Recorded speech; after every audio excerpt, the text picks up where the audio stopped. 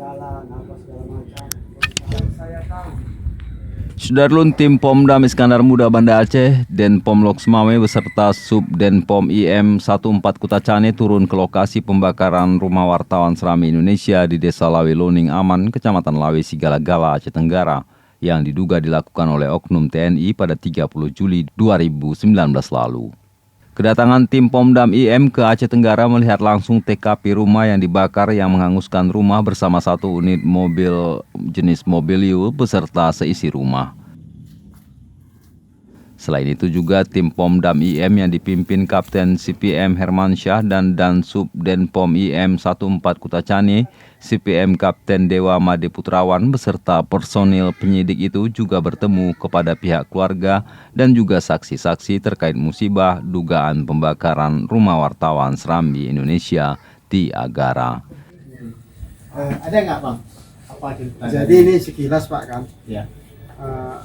Saya kan abang kandungnya nih. Ya. Abang kandung Asnawi. Setahu saya. Apa yang ketahuinya yang alami pada saat itu?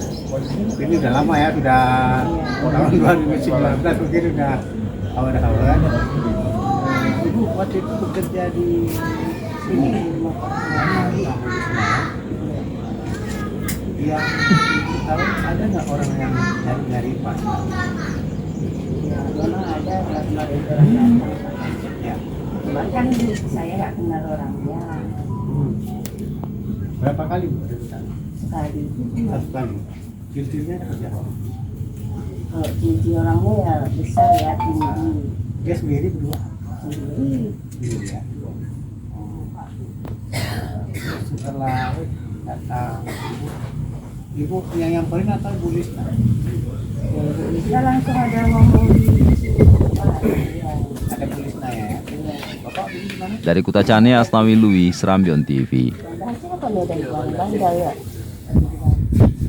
Kemudian PLTM Halawi Sikap. Apa itu?